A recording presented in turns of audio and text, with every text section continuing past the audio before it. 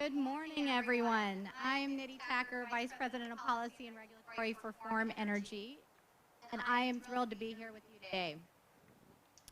I have to ask, how are y'all feeling today?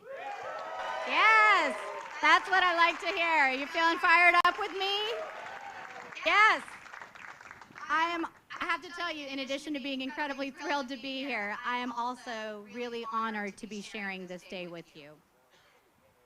Thank you so much for joining us to celebrate the start of the construction for Form Factory 1, our inaugural first high-volume manufacturing plant where we will be producing iron-air batteries that will supply the grid with reliable and resilient energy for 100 hours at a time. And our factory is going to be right just out there. We've already started digging and excavating and breaking ground, as you can see. It's also really wonderful to see so many familiar faces in this audience today who have helped us get this far to this critical milestone. As I stand here today, I am reminded of the many decades of history at this site, which was previously the Weirton Steel Mill site.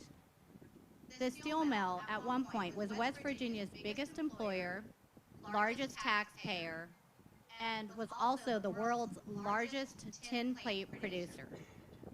The mill operated for decades and was a backbone to this community and this state.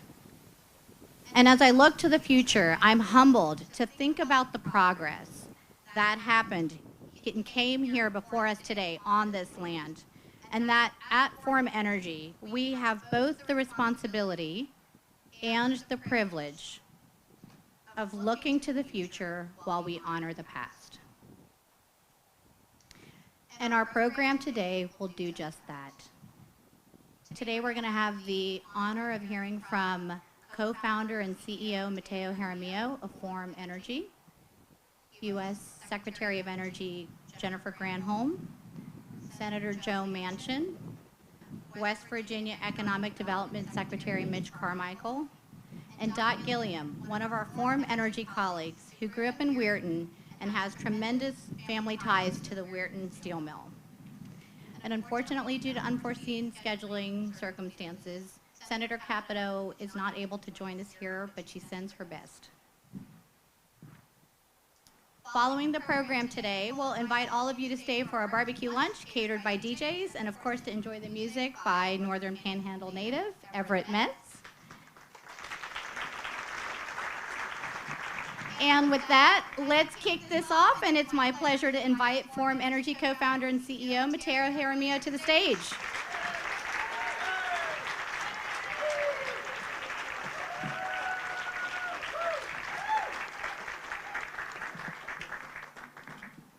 All right, thank you, Nitty. And it is incredibly exciting to see everybody here today. Welcome. I stand before you, as Nitty said, as proud co-founder and CEO of Form Energy. But 20 years ago, just before I began my battery journey, I was at divinity school, and I studied theology and religion. And I learned a lot of lessons there that have a lot of value for me still today. And perhaps the most important is that when it comes to prayer, in the end, there's basically two types. Help me, help me, help me, help me. And thank you, thank you, thank you, thank you. And the reason there's those two types is because when you put them together, combined, they acknowledge, in one case by going out, thank you, the other case by coming back, help me, that we are not alone, that we do not walk in this world alone. And I recognize that the groundbreaking event for a factory that will employ 750 people making transformationally low-cost iron-air batteries might be an unlikely place to reaffirm that theological fact. But there it is just the same. We are here today because we are here today together.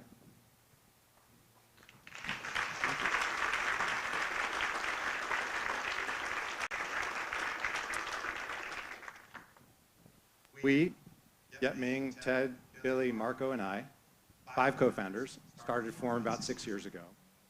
And if you're not familiar with startups, 5 is an unusually high number of co-founders. But the reason we started with 5 is because we knew precisely, even then, that the scope and scale of this project was more than any solo founder, or maybe even 2 founders, could take on. And we are here today now with 500 colleagues at Form Energy, and they are amazingly talented. And we have worked incredibly hard developing our product, building our market to be here today. And yet, all that ingenuity, all that creativity, all that excellence and humanity, if that's all we have, we still are not here today. We have amazing investors. We have tremendous customers. We have tremendous suppliers. And they all come together to put us in the position to build this factory today. Still more, we're supported by our families. I mentioned the 5 co-founders. There are 5 co-wives of co-founders. And we are members of communities, and have been already in Somerville, Massachusetts, Berkeley, California, in 84, Pennsylvania, and happily here now in Weirton, Northern Panhandle, state of West Virginia.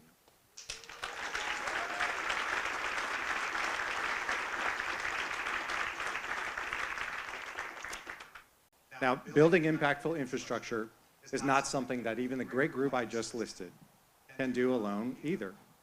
And it does require government to come together in the right way too. And there are some folks I'd like to thank in particular whose leadership and personal touch played a critical role in making today a reality. Senator Manchin and his efforts with the Inflation Reduction Act has accelerated our path to scale up and commercialization. Senator Capito has brought millions in direct funding for critical infrastructure to this very site. Governor Justice led the commitment for $290 million from the state to support construction and revitalization of revitalization of the Northern Panhandle. And U.S. Department of Energy Secretary Jennifer Granholm, who has blazed a trail implementing the Inflation Reduction Act, the bipartisan infrastructure law, and leading the interagency working group focused on revitalizing coal communities.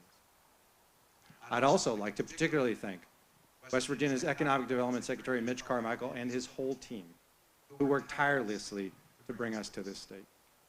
Senate President Craig Blair, Speaker Roger Hanshaw of the House of Delegates, Senator Ryan Weld, and Delegate Mark Zatazalo, as well as the entire legislature. Last but not least, the local officials, the city of Weirton, and in Hancock County. We all benefit from and owe our gratitude to the great people who came before us on this site. And all those gathered today, mentioned today, who will build this factory, this future here, together. We are most certainly not alone. Thank you, thank you, thank you, thank you, thank you.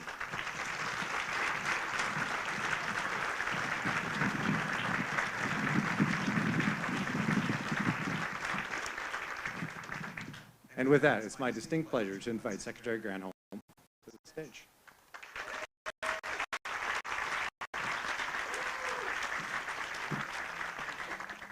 Thank you, thank you, thank you, thank you. Yes. Thanks to Matteo, obviously, and to Ted, Ted Wiley, and Nidhi, and the whole Form team for allowing the Department of Energy to be part of your big day. It is personally such a treat. I was speaking with Tim Connell just before this, one of the councilmen from Weirton, right? And you know, he was saying that his family for generations worked in the mills here. And I say that I'm a former governor myself, and Senator Manchin and I served as governors together during the Great Recession. And it was at that point for us in Michigan, where the auto industry had gone bankrupt, manufacturing was leaving our state, and our economic opportunity was hollowed out. And the idea of being able to be revitalized, to build car 2.0, for example, the electric vehicle, made us a phoenix that rose from the ashes. And it's that, looking into the eyes of people who have worked for generations and who love a community and who want this community to have this new life. It is so moving to be here and be part of that. And one of the things that we've got to be clear about is that the revitalization in communities like Weirton and across the country is happening because of the Inflation Reduction Act. Joe Manchin put incentives in that Inflation Reduction Act for facilities like this to come to coal and power plant communities, communities that have been left behind. And it's totally in line with what the president wants to see too, that every pocket of America can benefit from this clean energy economy. Incentives make you all irresistible here in West Virginia, in Weirton. This is just the tip of the iceberg. So Senator, this is your day too, and we are so grateful for that. I know sometimes you pick a fight with the administration, but on this, we can be totally aligned that we want American workers making American technology stamped made in America out of here, right?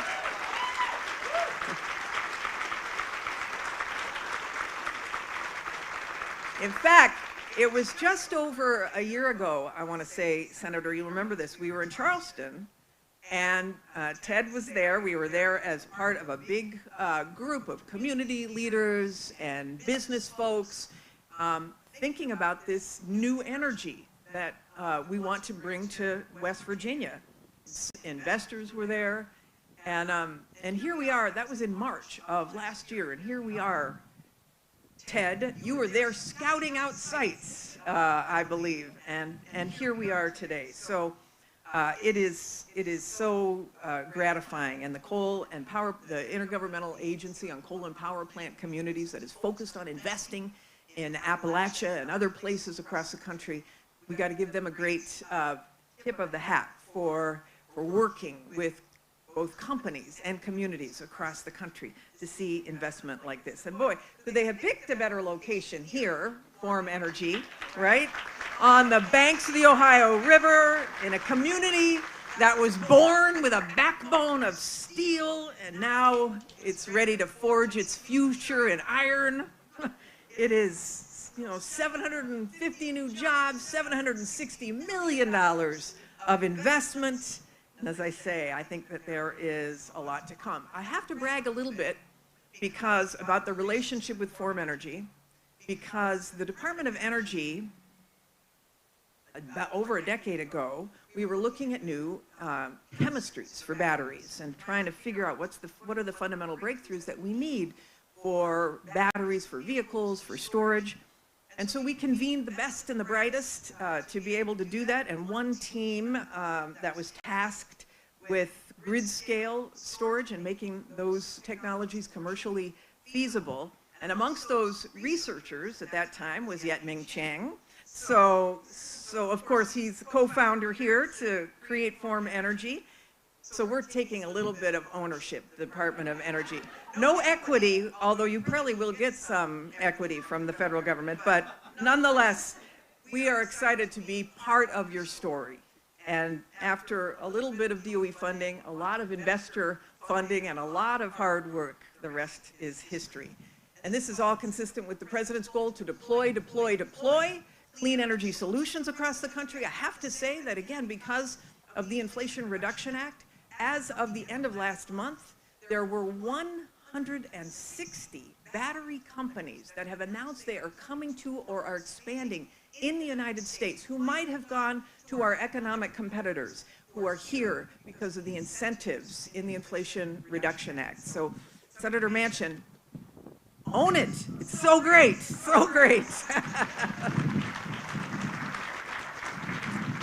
So companies like Form now can take pride more than in just their innovative tech. They can take pride in stamping it made in America. They can take pride in making America more energy secure, because our energy security depends on homegrown solutions, so that we're not relying upon our economic competitors or countries with whose values we don't share. that energy security is critical, and they can take pride in knowing that in the process, they're repowering communities that have powered our nation for centuries. So, and let's just say one other thing, thanks to the strong labor standards that are woven through these bills, I think these companies are all going to be creating good paying, high quality American jobs, including union jobs, most of which will not require a 4-year degree. It's the kind of jobs you can raise a family on, it's the kind of jobs that launch those families into the middle class. So the Forum team has so much to be proud of today, as do the residents of Weirton. We have seen so much progress since that listening session last year, and imagine what progress we will see in this next year when the facility's up and running, when the batteries are on the assembly line, the workers that are putting them together, a community that is coming alive again with new investment, new development, and new promise. Community revitalized. Doesn't get much better than that. Almost heaven, I would say. So thanks to Forum, thanks to all the state leaders. This is a huge win for Weirton, for West Virginia, for America. I'm thrilled now to be able to invite my partner, my wrangler sometimes, but certainly somebody who's laid a foundation that makes this and other investments like it in West Virginia possible. Senator Manchin.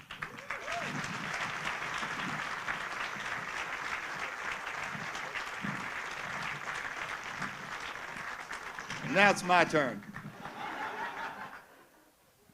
Jennifer and I go back a long time and many years and been dear friends, and we come through some tough times when the states were facing a crisis back in 2008, 2009, and everybody got worked together and came together and made a big difference, and our state came out of it very well, and I'm just proud that now we're all here together. I've spent so much time in Weirton over the years. I started coming here in the 70s with my uncle, A. James, who used to come up, Uncle Jimmy we call him, but you all knew him as A. James Manchin. And we would come up here and we'd be campaigning. And he loved the panhandle because a lot of Italians. We knew the food was going to be good, and he knew where to go and where to stop. So it took us about 2 days to get through the panhandle. Should have been 2 hours, it'd be 2 days for him. Anyway, we had great times. But first, Jennifer, I want to thank you so much for coming and making time to be here and how important this is. You and your staff. And we do work well together. We agree to disagree, and we do it in such a civil manner. You can always come back when there's a purpose and a priority. What's happening in the political process today in America? If you're as sick of it as I am, someone told me, they said, Joe, you don't know how bad things look. I said, oh, let me make sure I understand. You're sitting at home with your feet propped up watching it on television. Try it from my vantage point. I think it looks bad. But we have to come together. Americans have always done that. Winston Churchill once said, when he was trying to get the Americans into World War II to save the Brits, and his 10 Downing Street, they were pushing him pretty hard, and says, you just got to put more pressure on Roosevelt. We just got to get it done. He says, don't worry about the Americans. They always do the right thing after they've tried everything else.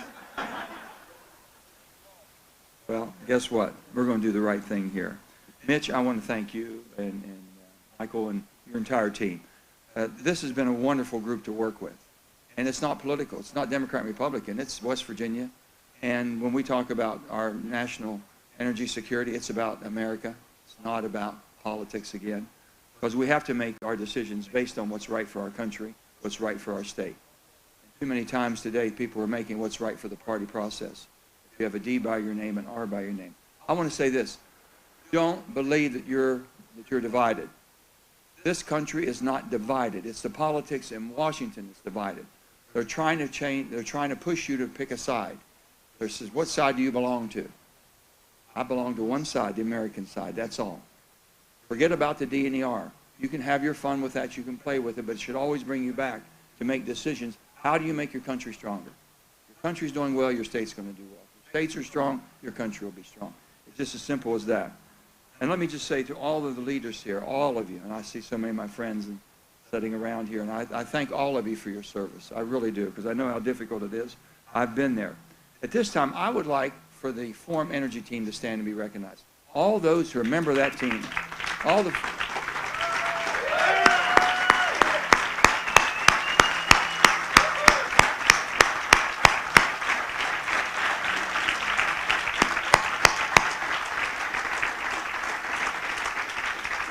I want to thank all of you for the belief you have and also the investment you're making here in West Virginia and we're making in you. This is a partnership. I've always said this, government was not designed to be your provider.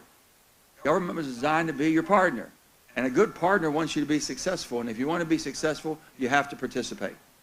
And that's why Jennifer's here, that's why we're here, that's why the state's involved, that's why we're all, because we're in this partnership.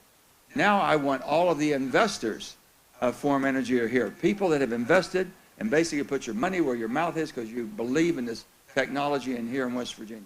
All those have been part of the investing team.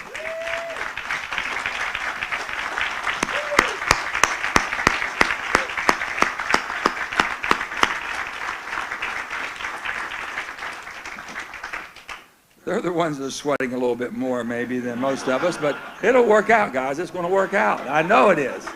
I know it is. You know, this is such a, this area here, I can only kind of visualize, if you will, what you're seeing now. If you'd have come here 30, 40 years ago, you wouldn't have seen a vacant lot. Everything was filled with manufacturing of some sort. Steel was being made at a rate nothing has ever seen, nothing before and nothing since has ever done what's done here. This thing ramped up because of World War II, as we know. The energy that was needed at that time, this state of West Virginia came to its calling. We have done the heavy lifting, and we have mined the coal that made the steel, that built the guns and ships, that built the factories, that built the industrial might. We've done it all. This little state has given everything she's got to the country you live in today. And I am so proud to be a West Virginian. And I tell people, and I brag about it all the time. Someone asked me, what's going on in West Virginia? What happened? I says, nothing's happened. I said, let me just tell you. There's a period of time when we felt like the returning Vietnam veteran. We did everything the country asked us to do. We had people that couldn't go and fight in the war because they had to be digging the coal to provide the energy the country needed to win the war. Done it all. And now we feel like the returning Vietnam veteran. We're not good enough, we're not clean enough, we're not green enough, we're not smart enough. And I guarantee you, we felt like we were left behind. We really did. And people reacted to that. Whether it's through politics or whatever, they acted the way they had to act to defend themselves and let their voice be heard. These are the changes that went on. You never want to see that switch that, or that big of a switch in any situation. It's not healthy. And we were determined, you're not going to leave us behind. And I will say this, I've known Joe Biden for a long time. We agree, and we agree to disagree, and we can do that in a civil manner and still sit down and try to find the next challenge. That's what you have to do. I did it with Donald Trump up until a point, but I tried. And we had, you know, we had a relationship that we could talk. And I've always said this, every American should pray for your president to do well, whether you like him or not, whether you voted for him or not, whether they're in the same political party, because that's the face of America. They've got to. And if you're in a position to help, you should help. So we're trying to do everything we can. The thing that what we're groundbreaking we're going to do today, Forum Energy. And I'm going to say this, this would not happen without the Inflation Reduction Act. It would not have happened without it. And that, I'm not making a political statement because when we wrote the energy portion, when we wrote that bill, we wrote it with my Republican friends helping me for the last 5 years. They said, Joe, we've got to start paying down debt. I said, you're darn right. I said, we're accumulating debt and both sides are guilty. The first 1/3 of the investment from this bill pays down debt. You've never heard that. No one's talked about it. It's a $689 billion bill. $239 billion from the top go right to debt reduction. First time in 30 years. We don't hear that. No one wants to talk about that.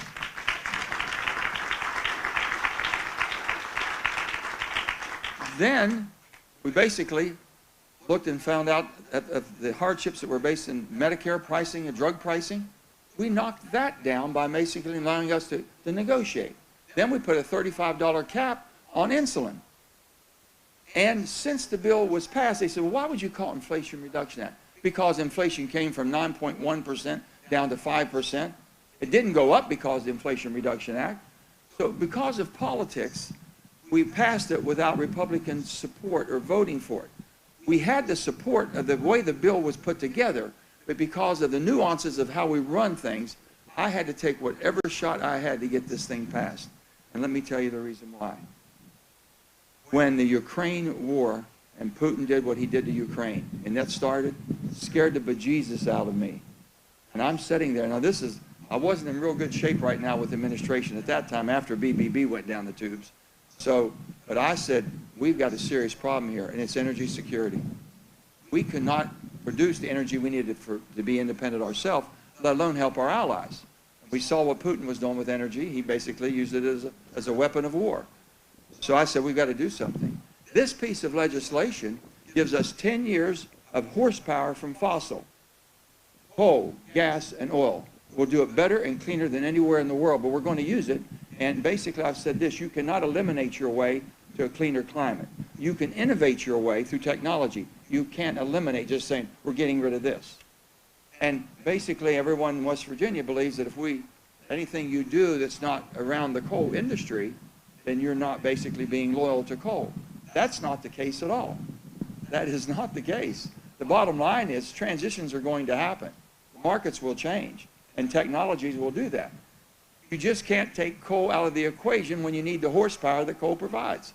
And the grid system cannot continue to be reliable unless you have coal right now and as we transition. So this bill was written, 10 years of energy security, 10 years of horsepower with 10 years of investment of technology that will take us to the future. That's it in a nutshell. And everyone has just castrated it. It's just unbelievable how it's become such a political lightning rod. Talk about a lightning rod. I was overseas in a meeting, and here comes President Macron from France. Here comes Chancellor Scholz from Germany. Like a Scud missile, they came after me. I mean, it was unbelievable. I'm saying, what in the hell did I do? And they said, Inflation Reduction, you're killing us. You're killing my country. And I told both of them, I said, Mr. President, and I said, Chancellor, I can assure you, when we wrote this bill, not one word was ever said, not one thought that, oh, how can we hurt our friends and allies in France or in Germany or in the EU or any of our allies. We were concerned that we couldn't help you when you needed us. We were concerned that we weren't there for you. And now we are. We're getting there. So he says, well, the investments, he said, you're taking all the investments out of Europe. I said, sir, we didn't intend that. Let me be very honest. I want to say this as respectfully as I can. For 12 years I've been in the Senate, and they have beat the living crap out of me to put cap and trade in or put carbon pricing in. And I would not do it because I did not think it would give us the results we needed for the technology that was needed for our country. So I said, what you all did, you used the stick, and you've been doing this for a long time, carbon pricing in the EU and around the world. The United States did not. We used the carrot. We used incentives. We are going to be a good partner. We're going to invest in this partnership, and we are. And it just basically, it attracted the investments coming back. The other thing that I will say, I was very much concerned that we, over the last 20 and 30 years, have allowed countries that do not have our values, China, Russia, people that basically, places that we rely on products that they make, that we need, what we call our building blocks, and we've allowed those to escape. And we've allowed a lot of manufacturing to escape with it. It is time to bring it back to America. That's exactly what we're doing.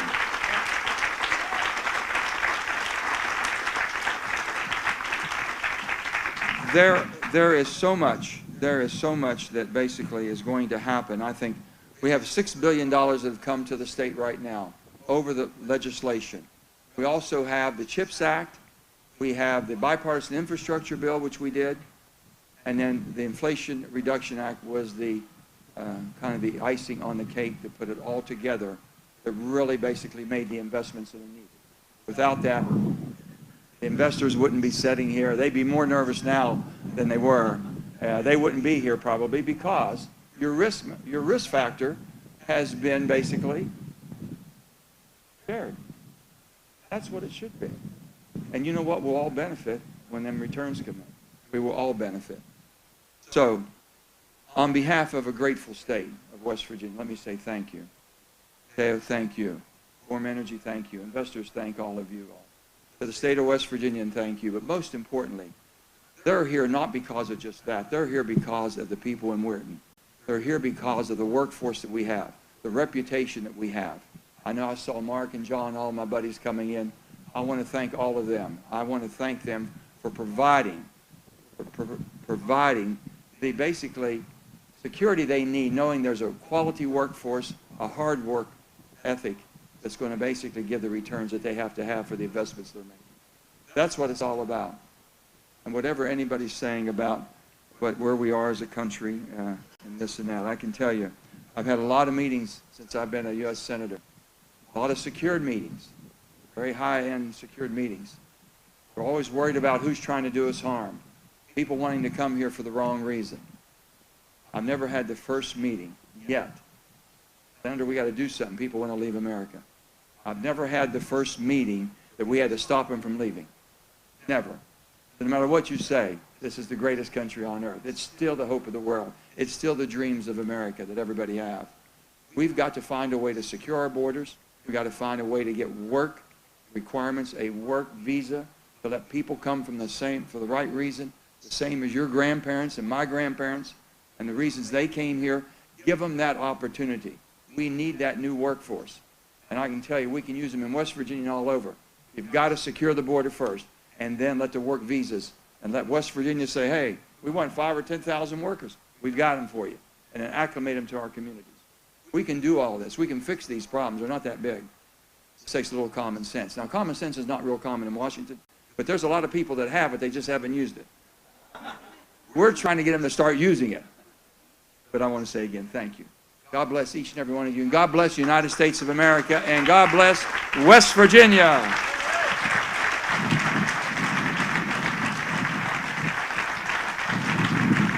Thank you, thank you. It's my great pleasure and my honor to introduce truly my friend.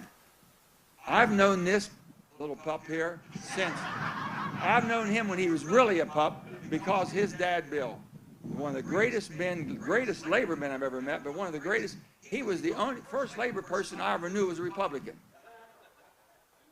Yeah. Bill Carmichael was in the House of Delegates in 1982. I'm a freshman coming in, and his dad says, he spoke very small, very, very softly and very, very deliberately, and had a pipe, and he said, Joe, I'd like for you to play a little poker with me tonight. Now, I'm thinking, well, I can't get hurt that bad. He cleaned my clock, taught me games that I never heard of, and I'm saying, man, did he disarm me? But Bill Carmichael is one of the finest people I've ever met, and I am proud to know his son, who's following his dad's footsteps, with just that energy of wanting to help West Virginia make it better. And it's my honor to introduce my friend, Mitch Carmichael.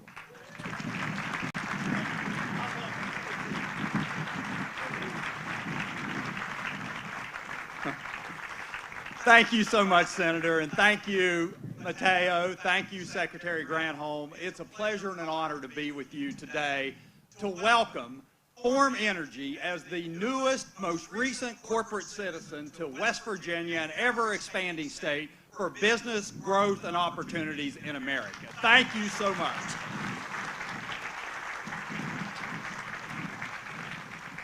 You know, Matteo, you mentioned during your remarks about the people that came before us on this site directly behind us. And it occurred to me on this Memorial Day weekend, as we honor those who have gone before us and defended this country and those who have forged the path previously, that this is the perfect day to break ground on this facility and to honor those folks in a way that to see the revitalization, as Secretary Granholm spoke, of this entire area, while also providing grid security and grid resiliency to one of the most important aspects of our entire economy and world security. There could not be a better day to recognize this. Also, Senator Manchin, we remember maybe that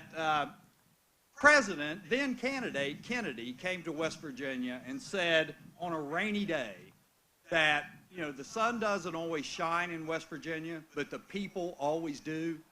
I beg to differ. Look at this beautiful day on this wonderful event at a time that we're making such an impact on our state and on our communities and on the future of not only West Virginia, but of America. So it's important, I think, for all of us to also recognize, Matteo, that it's important for us to do good as we make our living. And these products that will be produced here are doing good. It's important for us to leave our legacy as trying to have made a difference in our world, in our state, in our communities. And these products will do that. The people that work in these factories will make meaningful work for a wonderful product. And let us never forget that the jobs that are created at this facility and others like it mean something to those people. We never lose sight of the fact that a job is more than a paycheck. There's work ethic, there's a moral value, a moral compass, a degree of self-worth. Jobs mean everything to a community. And this is the groundbreaking for the largest announcement that we've done in West Virginia in many, many, many years. 750 direct jobs, which the economic impact will be thousands of jobs. So we've worked very hard on this project. I see Senator Weld, Delegate Zataslo, others in the group, Executive Director Graney. All of us have worked hard to get to this moment.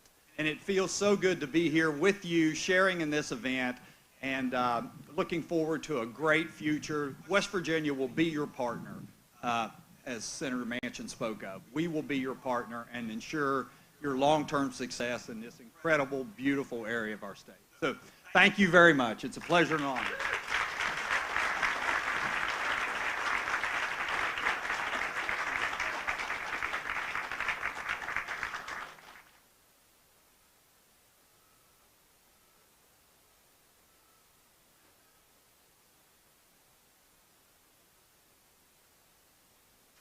Hey, we're just going to pause for 1 minute while we fix our sign here.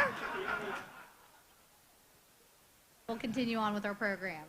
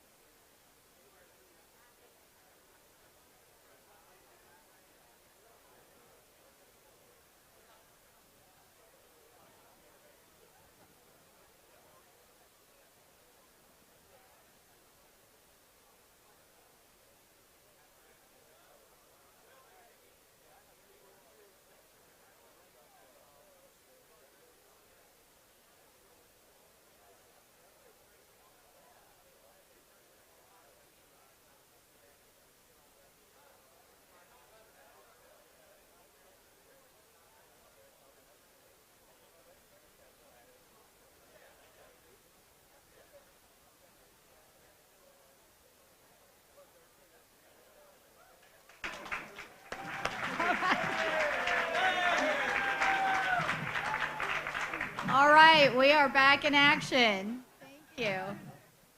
All right, thank you, Secretary Granholm, Senator Manchin, and Secretary Carmichael for those amazing remarks, which I think are a very strong reminder of the history and the strength of this state. And they're frankly a reminder that it takes a village to make the kind of progress that we intend to make on this site and to rise to the challenge that we have spoken about today. Now, I'd like to take a moment to invite another speaker to our stage, Dot Gilliam. He's a colleague of mine here at Form Energy, and he's an equipment maintenance technician at our 84 Pennsylvania location. We are currently operating our pilot manufacturing at 84 and refining our processes that we're going to be bringing here to our Weirton site for a high-volume mass manufacturing. And with that, I would like to invite Dot Gilliam to come to the stage to share some personal anecdotes about his family and their ties to this wonderful part of the Northern Panhandle.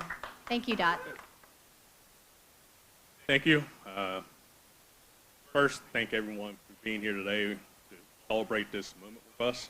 And thank you for the opportunity to talk to everyone here. I grew up in Weirton. My grandparents lived on Warwick Avenue. Every day, I remember just listening to the BOP from on Warwick Avenue, listening to people talk on the PA systems, and somehow my grandfather always knew who was talking, knew the voices, and just chuckle and laugh with them as they talked. And as the mill started to slow down, the voices and noises didn't happen as much. My grandfather was nervous about what was going to happen to the town. And as they started tearing down what's left of the mill, and there's one thing that never changed, and was the wall as you leave that has a bunch of names on it. And that wall has names of past employees of this mill. And those employees, unfortunately, did not make it home. As we move forward, we cannot forget those employees that gave up everything for their families and this community. And I have an aunt that lives right up the road. She's going to be 98 years old. She's seen all this mill from her life grow up, it come up, and unfortunately it fall. But she's getting ready to see another legacy start. And she's very excited about it. And with that legacy that's starting today, that's going to give my kids and all the other future generations hope to look for and provide for their futures. But can't wait. I'm glad that this is happening in Weirton. It gives us a lot of hope, and it's a pivoting point for Weirton now. And I thank everyone for the time coming here and celebrating with us. Thank you.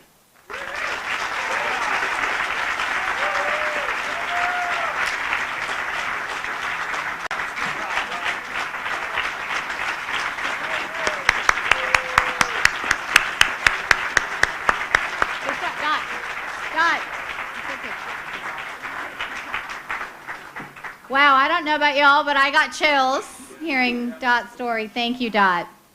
I think it's a really special day when we get to hear these personal stories that connect us to the community and the people and the land that we stand on today, and are such a strong reminder of the great privilege and honor that I talked about earlier that we have for honoring the past as we look to the future. So now we are going to shift to a very special part of our groundbreaking, which I'm really excited about. To commemorate today's milestone, we're going to invite our speakers and our co-founders onto the stage here to sign a beam that's going to be installed at our inaugural Form Factory. So with that, please join me on the stage, Secretary Granholm, Senator Manchin, Secretary Carmichael, Delegate Zatazlo, Senator Weld, Form co-founders, please come up to the stage. And as soon as we're done with the signing of the beam, that's going to wrap our program today, and I encourage all of y'all to go over and enjoy a good barbecue lunch from DJs. Mr. Everett Met, who actually started in the Northern Panhandle, and his band actually started at the Weirton Steel Mill. He's going to continue to play some fantastic music for us. And then I invite all of you to sign the beam as well, which will be placed on the side of the tent. Thank you. Where's our entertainment? Where's our entertainment?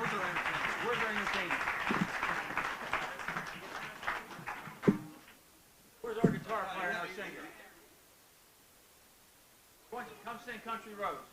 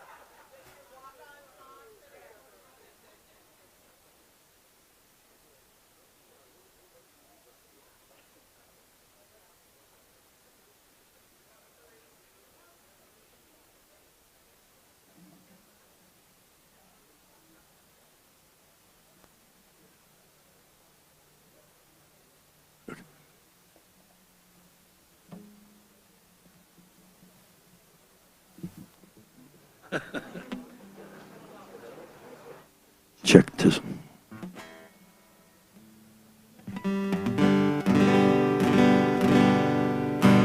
Almost heaven, West Virginia, Blue Ridge Mountains,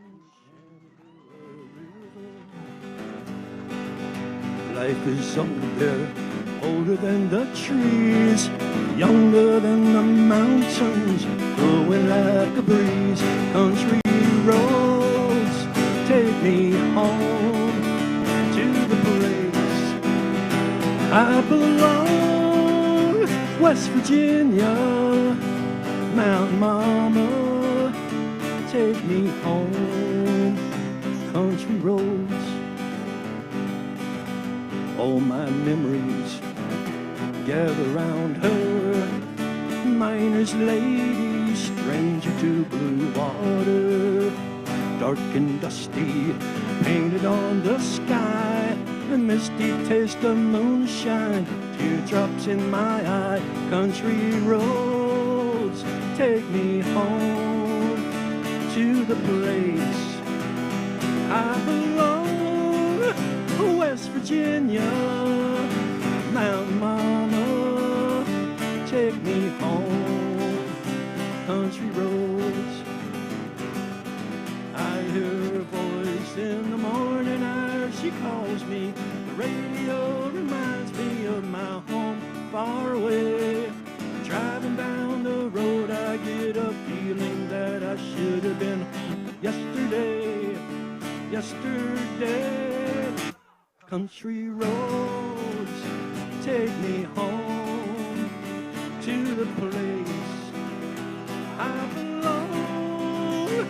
West Virginia, Mountain Mama, take me home.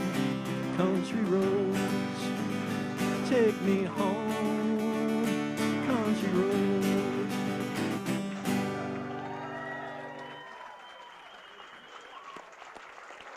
Y'all did great.